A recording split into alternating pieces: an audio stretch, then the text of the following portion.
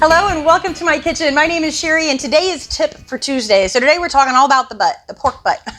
But before I get started, if this is your first time here, you love food, fun, and you love tips and tricks for your kitchen, go ahead and hit the subscribe button as well as the notification bell and check below for details on how subscribing helps to feed the hungry.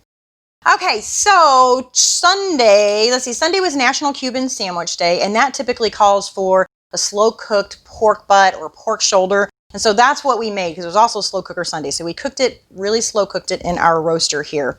And I thought, what a great tip that is, though, to buy, pork shoulder or pork butt because it goes so far, we usually get it on sale. So if you can get it on sale, get it on sale. But we usually pay about 99 cents a pound for this.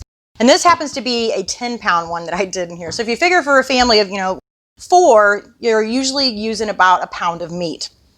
So for a 10-pound pork roast, this is going to go. Of course, it has the bone in it and, it's been cooked and everything, but still, this would last over a week.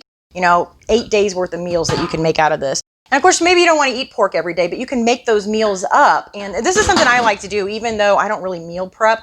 I do like to take my leftovers and make something else out of it. And then the next day, take that and make something else out of it. And by the time you get to like the third or fourth dish, you have so many levels and layers of flavor in there. It's just phenomenal. So that's one of the things that I really like to do, is to turn it into another dish. All right, so what we have in here, like I said, is a 10-pound pork roast. Now, my husband went ahead and got in here.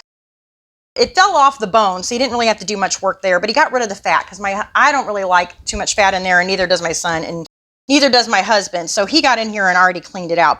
But you can use the fat, to brown some meat and give it flavor. You can add it to a bowl of ramen noodles. You can add it to a stew. I also saved the drippings. So there's not really any drippings in here because I did a rub on it. And so when all the liquid and the juices came out, it almost kind of makes like a barbecue sauce in here. But I do save the drippings though, because you can use that to make a ragu, or you can use it to make a pot of beans, a bean dish. You can also add it to, make some fried rice with it. And then the other thing I save is the bones. And the bones, you can use the bones to like spice up a store-bought chicken broth or stock. You can use it to make your own. And then, of course, we have all the meat in here. So we only needed a little bit of this meat for our Cuban sandwich, and we have all of this left over. So what are we going to do with this? So I just wrote down some ideas that I was going to share with you of all the different things that you can make with this.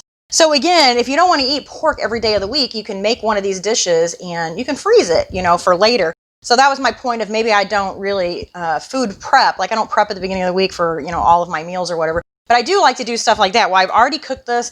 I can go ahead and make another dish, and then I can put that in the freezer for a night that I just really don't feel like cooking, which doesn't happen often. So, of course, we made our Cuban sandwiches, but pork fried rice, pork carnitas, pork and beans.